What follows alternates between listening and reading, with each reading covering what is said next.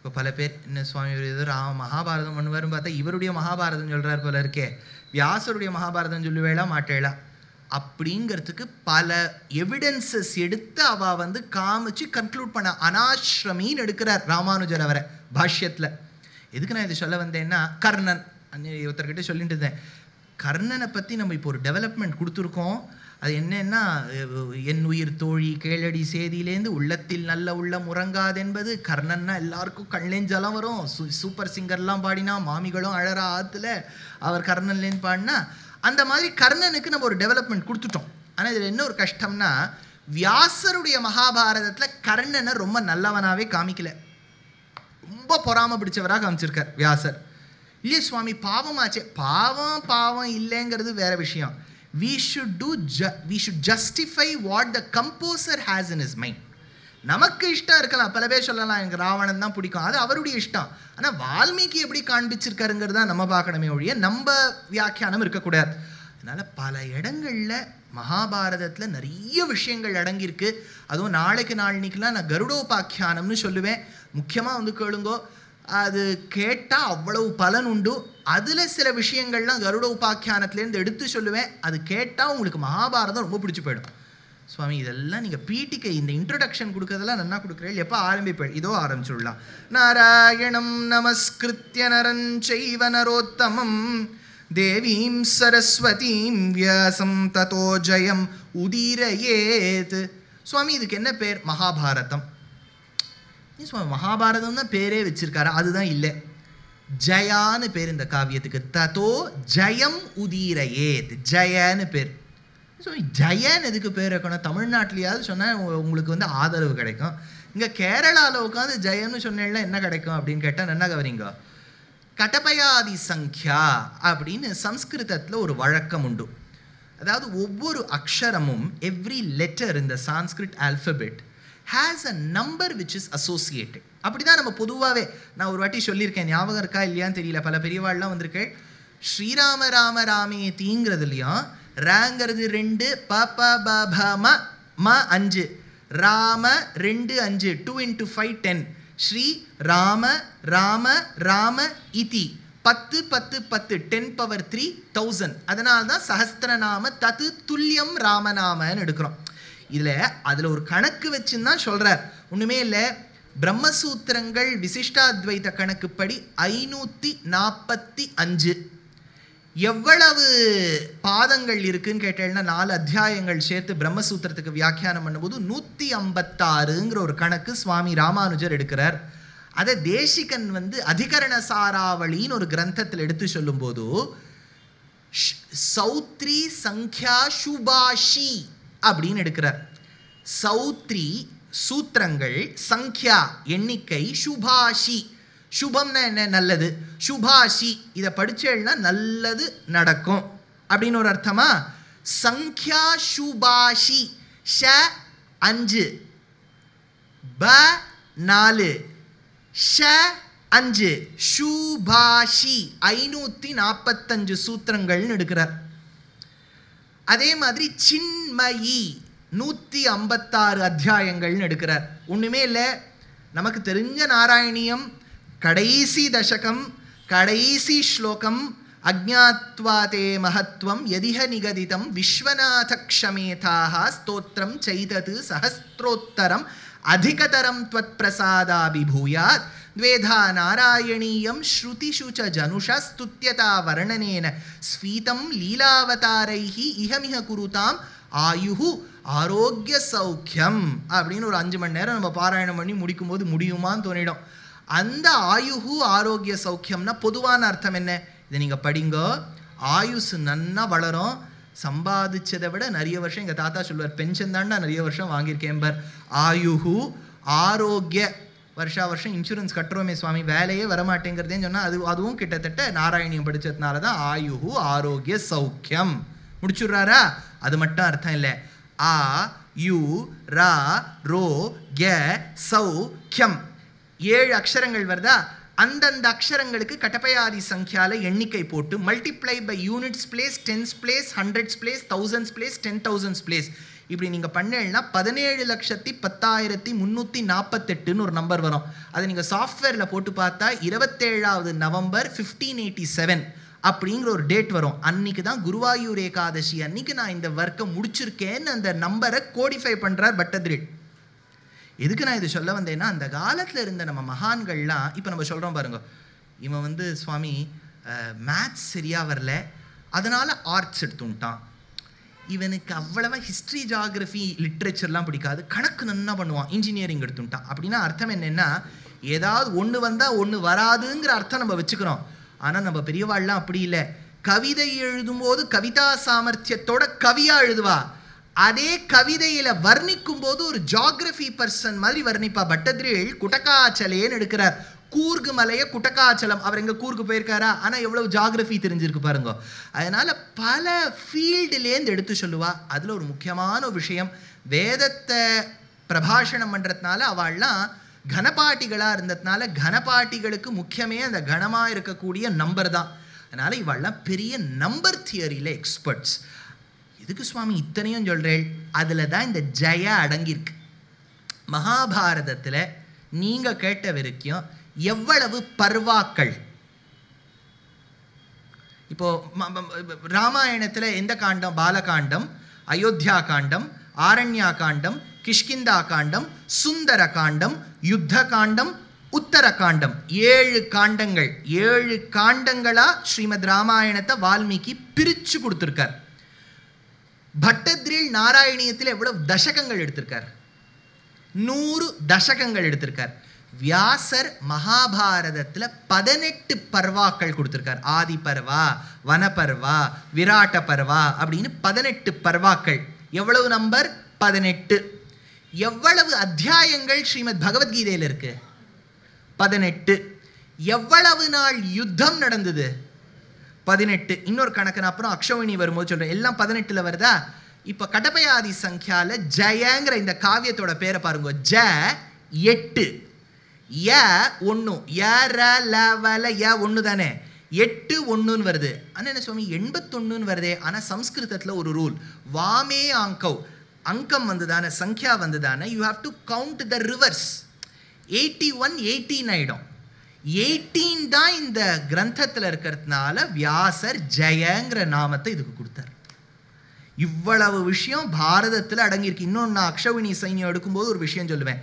அப்பேற்பட்ட வியாசர் யாரு? சாக்ஷாத் பகவானே. நாராயணம் நமஸ்கிருத்ய நரஞ்சைவ நரோத்தமம் தேவீம் சரஸ்வதீம் வியாசம் ததோ ஜெயம் உதீரையே. தப்பேற்பட்ட வியாசர் ஜெயமான மகாபாரதத்தை கொடுத்தார்.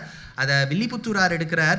நீடாழி உலகத்து மறைநாளோடு 5 நிலை நிற்கவே வாடாத தவ வாய்மை முனிராசன் மாபாரதம் சொன்ன நாள் ஏடாக மாமேரு வெற்பாக அங்கூரெழுத்தாணியாக கோடாக எழுத்தும்பிரானை பணிதன்பு கூர்வாமரோ அப்படின்னு எடுக்கிறார். அப்பேற்பட்ட பகவானை நமஸ்கரிக்கிறேங்கிறார். மகாபாரதம் கேட்டால் என்ன சுவாமி புண்ணியம்? ஏன்னா நம்ம ராமாயணம் கேட்கும்போது சொல்லுவோம், ராமாயணம் கேட்டால் இது வரும் அது வரும். ஒன்றுமே இல்லை. நவராத்திரியில் எல்லாரும் சுந்தரகாண்ட பாராயணம் பண்ணுறதுன்னு ஒரு வழக்கம் வச்சுருப்பா. மகாபாரதம் கேட்டால் என்னன்னா, யோகோஷதம் கனகஸ்ருங்கமயம் ததாதி விப்ராய வேத விதுஷேச்ச பகுஸ்ருதாய புண்ணியாம்ச்ச பாரத கதாம் ஸ்ருணுயாம்ச்ச நித்யம் துல்லியம் பவதி தஸ்யச்ச தஸ்ய செய்வான்னர் வியாசர். என்னன்னா, ஒரு பசு, நல்ல பசு. இந்த பசுன்னு சொல்லும்போதே இப்போ கவு பாலிட்டிக்ஸ் ரொம்ப ஃபேமஸ். அதனால் அது நீங்கள் மாட்டிக்க போகிறோமோன்னு வேறு பயம் இருக்குது. ஆனால் வேதத்தை எடுத்துட்டா அது பசு பற்றியே தான் சொல்லிட்டு இருக்கோம். சம்ஸ்கிருதத்தில் என்னென்னா 4 கால் மிருகம் எதுவாக இருந்தாலும் பசு. ஆனால் in rare cases a common noun can be associated as a proper noun. பசுனா எந்த ஒரு மிருகமும் பசு தான். ஆனால் நம்ம மாடை பார்த்தா தான் பசுன்னு சொல்கிறபடியால் அந்த பசுங்கிற பேர் மாடுக்கு வந்துடுது. பொதுவாக எந்த மிருகமும் பசு தான். அப்பேற்பட்ட பசுவை தான் சாமவேதமே பிரதமத்தில் எடுக்கிறது. அப்பேற்பட்ட பசு ஒருத்தருக்கு தானம் பண்ணால் எப்படி பண்ணணும்னார், கதோபனிஷத்தில் நச்சிகேதஸுடைய அப்பா பண்ண மாதிரி பண்ணப்படாதுன்னார். நீங்கள் கேள்விப்பட்டிருப்பேன். அது எப்படின்னா, அந்த குழந்தை பார்த்துட்டே இருக்குது, அப்பா ஒரு யாகம் பண்ணிவிட்டு எல்லாருக்கும் வந்து தானம் பண்ணிட்டு இருக்கார். பசு கோதானம் பண்ணிட்டு இருக்கார். அந்த கோக்கள் எப்படி இருக்குன்னார், அது ஆற்றுக்கு எடுத்துன்னு போகிறதுக்குள்ளே போயிடும். அந்த மாதிரி அதுக்கு ஒரு 10 நாள் சாப்பாடும் போடலை, ஜலமும் காமிக்கலை, அது வறண்டு போய் வறட்சி அடைந்து மால் நரிஷ்டாக இருக்குது. அப்படி பசுக்கள். அப்போ தான் அந்த குழந்தை போய் கேட்டுது, அப்பா உருப்படாத இந்த பசு அவருக்கு கொடுக்குறியே, நானும் உருப்படாமல் தான் இருக்கேன், என்ன யாருக்கு கொடுக்க போகிறேன்னு கேட்டது. மிருத்யு தேவதைக்கு கொடுக்குறேன்னு சொல்லி கதோபனிஷன் ஆரம்பிக்கிறது. எதுக்கு சொல்ல வந்தால் பசு நல்ல பசுவாக இருக்கணும்.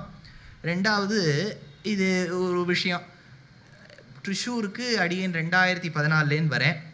அப்போது ஒரு ஃபங்க்ஷனில் கலந்துக்கும் போது மேடையில் ஒரு பேச்சாளர் இருந்தார். அவர் பசு பற்றியே ரொம்ப நாள் பேசினார். அவர் உங்கள் ஊரில் போலீஸ் அதிகாரியாக இருக்காரோ என்னவோ, அதனால் அவர் பேசினார். பசுன்னா எப்படி இருக்கணும், எந்த பசுவின் பாலை குடிக்கணும், அந்த பசுக்கு கொம்பு இருக்கணும், கொம்புலேருந்து வளைஞ்சு முதுகில் இப்படி இருக்கணுமா, ஒரு ஹம்ப் மாதிரி இருக்கணுமா, அதுலேருந்து ஒரு நரம்பு வரணுமா, அந்த பசுக்கிட்டேருந்து கண்ணுக்குட்டிக்கு முதல்ல பாலை கொடுத்துட்டு கறக்கணுமா. நமக்கு எங்கே ரிஷி மூலம் எங்கே வருதுன்னே தெரியும், முதல்ல பசும் பாலானே நமக்கு தெரிய மாட்டேங்கிறது. அதனால் அவ்வளோ விசாரம் பண்ணி வச்சுருக்கா பசுவில். ஆனால் அப்பேற்பட்ட பசுவை தானம் பண்ணால் அவ்வளோ வசதிங்கிறா. இல்லை பல பேர் என்ன எழுதி வச்சுருக்காங்கன்னா, பசுவை இங்கே தானம் பண்ணால் விரஜா வைத்தரணியை கடக்கும்போது, வைத்தரணின்னு ஒரு நதி, விரஜான்னு ஒரு நதி, விரஜா வைகுண்டத்துக்கும் பூலோகத்துக்கும் நடுவில் இருக்கக்கூடிய ஒரு நதி. காவேரி விரஜாசேயம்னு ஸ்லோகத்தில் ரொம்ப அழகாக காவேரி விரஜை மாதிரி இருக்கா. விரஜைங்கிறது அங்கே இருக்கக்கூடிய ஒரு நதி, ரொம்ப ஆஸ்பிஷியஸ் ரிவர், அது ஒரு டிஃப்ரெண்ட் ரிவர் அப்படின்லாம் ஆழ்வார்கள்லாம் வர்ணிக்கிறா. வைத்தரணின்னு ஒரு நதி, அது கருட புராணத்துலையும் வர்ணிக்கிறா. அதில் மாம்சம் ரத்தமெல்லாம் ஓடின்னு இருக்குமா. இப்போ அதை நம்ம எப்படி கடக்கிறது, ஏன்னா ஒரு மாம்சத்தை தொட்டுட்டா தீட்டுண்டு, அதனால் எப்படி இங்கேருந்து அங்கே போகிறதுன்னு கேட்டார்.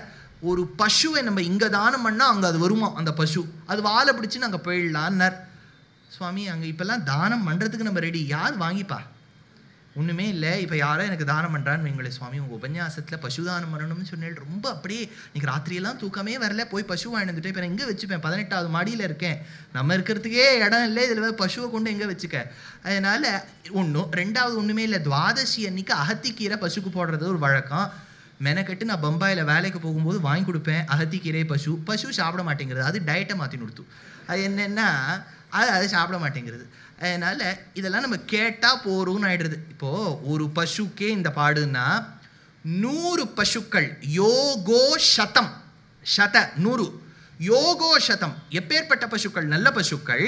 அதுக்கு கொம்பு நன்னா இருக்கணுமா, கொம்பில் அழகாக கொப்பி, இந்த ஒரு மேலே ஒரு ஃபிட்டிங் மாதிரி பண்ணுவா பாருங்க கோல்டில், அதில் கொப்பியில் ஜில் ஜில் ஜில் மணி தொங்கணுமா. அந்த கொப்பி எதில் இருக்கணும்னார், ஆணி பொன்னால் செய்த, அதுவும் காப்பர்லாம் கலந்துருக்கப்படாதான் சுவாமி, வளைக்க முடியாது, இல்லாட்டா அதெல்லாம் வேணாம், வளைஞ்சு போட்டோம், 24 கேரட் கோல்டில் இருக்கணும், ஃப்ரெஷ் கோல்டில் இருக்கணும், அந்த மாதிரி கொப்பி. இப்போ ஒரு மாடுக்கு 2 தங்க கொப்பி நீங்கள் கிட்டத்தட்ட வச்சுட்டேன்னா அது கொம்பு சைஸை பொறுத்து எவ்வளோ சவரன் ஆறுதுன்னு நமக்கு தெரியும். அதனால் இந்த மாதிரி 100 பசுக்கள், நல்ல பசுக்கள், அதை தானம் பண்ணால் எவ்வளோ புண்ணியம் கிடைக்குமோ, பாகவதம் கேட்டால் அவ்வளோ கிடைக்குமோ. இப்போ பாருங்கள், நீங்கள் ஆற்றுல போய் தாராளமாக சொல்லலாம், நான் 100 பசுக்கள் தானம் பண்ணிட்டு வந்துவிட்டேன், சந்தேகமே வேண்டாம். யோகோஷதம் கனகஸ்ருங்கமயம் ததாதி விப்ராய வேத விதுஷேச்ச பகுஸ்ருதாய புண்ணியாம்ச்ச பாரத கதாம் ஸ்ருணுயாம்ச்ச நித்யம் துல்லியம் பவதி தஸ்ய சைவ. This is equivalent to that அப்படின்னார். அதனால் அப்பேற்பட்ட மகாபாரதத்தில் என்ன ஒரு கஷ்டம்னா, கேட்குற வாழ்க்கை இல்லை, சொல்கிற வாழ்க்கை இது எங்கே ஆரம்பிக்கணும் எங்கே முடிக்கணும்னு எங்களுக்கு தெரியாது. அடியத்தொழுடா பாரத பட்டாம்பா, அது என்னென்னா கதைக்குள்ள கதை. இதுக்கு எப்படி சுவாமி ஏதாவது ஒரு எக்ஸாம்பிள் கொடுங்கோ அப்படின்னு சொன்னால், நீங்கள் பாகவதத்தில் நீங்கள்லாம் கரைச்சி குடித்து அதை தோச்சு காய போட்டு கிட்டத்தட்ட நீங்கள் சுகபிரம்மத்துக்கு அடுத்தபடியாக இருப்பேன் பாகவதத்தில். உங்களுக்கு நான் பாகவதம் சொல்லணுங்கிறது இல்லை. ஆனால் பாகவதத்தில் 4வது நாள் நாங்கள் ஒரு கிரமத்தில் வரும்போது நிருசிம்ஹாவதாரம் வரும். அது 7வது ஸ்கந்தம், சப்தம ஸ்கந்தம் ஸ்ரீமத் பாகவதத்தில். அதை தான் ரொம்ப அழகாக ஸ்தம்பே கட்டயத்தோ ஹிரண்ய கஷிப்போன்னு 2 தசகங்கள் எடுக்கிறார் பட்டதிரில். ரொம்ப ஆச்சரியமான ஒரு நிருசிம்மாவதார கட்டம். இதில் என்ன, குழந்தை இருந்தது, அப்பாவுக்கு எதிராக பகவானையே நமஸ்காரம் பண்ணித்து, அப்பா வந்தார், தூணை காமிச்சார், இதில் இருக்காரான்னு கேட்டார், தட்டினார், அளந்திட்ட தூணை அவன் தட்ட என்று சத்தியம் விதாத்தும் நிஜபிருத்திய பாஷித்தம்னு பகவான் வந்தார். இவ்வளோ தானே நமக்கு நிருசிம்மாவதாரம் வரும். ஆனால் நீங்கள் பாகவதம் மூலத்தை நன்னா படித்து பாருங்க, எப்படி இருக்கும் தெரியுமா. சுகபிரம்மம் பாகவதம் சொல்லிட்டு இருப்பார், பரீட்சித்து அப்பப்போ ஒரு கேள்வி கேட்பார், அவர் அப்பப்போ ஏதாவது ஒரு கேள்வி கேட்பார், அந்த கேள்விக்கு இவர் ஒரு ஸ்கந்தம் முழுக்க பதில் சொல்லிட்டு இருப்பார். என்ன கேள்வி, சமப்பிரிய சுஹித் பிரம்மன்னு லோகானாம் அபயங்கரஹான்னு கேட்குறார். சுவாமி சுகபிரம்மத்தை பார்த்து பரீட்சித்து சொல்கிறார், பெருமாள் சொல்லியிருக்கலே எனக்கு உலகத்தில் எல்லாரும் சமம்னு, சமம்னு சொல்லக்கூடிய பகவான் எதுக்கு ஹிரண்யகசிபுவை கொன்னு பிரஹ்லாதனை காப்பாற்றணும்? when you show a disparity in the treatment meted, then it shows that you are not alike. இப்போது 2 குழந்தையும் எனக்கு 2 கண்கள் அப்படிங்கிற ஒரு அம்மா ஒரு குழந்தைய பளீர்னு போட்டு அடிக்கிறா, ஒரு குழந்தைக்கு மைசூர் பாக் கொடுக்குறா அப்படின்னா எப்படி 2 பேரையும் சமமாக பார்க்குறான்னு ஒரு அர்த்தம் வருதா? அதை தான் பரீட்சித்து கேட்குறார். சமப்பிரிய சுஹிருத் பிரம்மன்னு லோகானாம் அபயங்கரா. எப்படி இப்படி பண்ணார் பகவான்? அதுக்கு இவர் ஏதோ பதில் சொல்லிட்டு போகலாம். இவர் எப்படி சொன்னார் தெரியுமோ? Namaskaram. In the coming months of November, December, January and February, there are very many discourses of mine both in Tamil and in English across different cities. The details of them have been posted on all my social media handles. Nevertheless, once more, for your attention and for your sake, I would like to read out very quickly. On the 1st of November, I have a keynote address at the Western Ghats Lit Fest. And in the evening, I've got a lecture on Bhajagovindam for Mahaperiva group at Mayflower Shakti Gardens. On the 2nd of November, I'm very delighted to be performing Sangeeta Katha Nrityam with Sangeetam Vidwan Aditya Madhavan, dance by Shruti Priya Vignesh, and the topic is Bhajagovindam, where I will be speaking at Naradagana Sabha. On the 15th of November, I will be giving a lecture on the lives and the works of Alvars for Bharati Vidya Bhavan in Bangalore. On the 29th of November, there is a mega event where I will be speaking on the 6 witnesses with 4 great musicians, Surya Gayatri, Spurti Rao, Vishruti and Swaratmika, with the dance by Smriti Sudhakar at the Music Academy. 30th of November, I will be speaking on Guru Guhananda in English, the contributions made by Mudduswami Dikshita at the Bengaluru Gayana Samaja.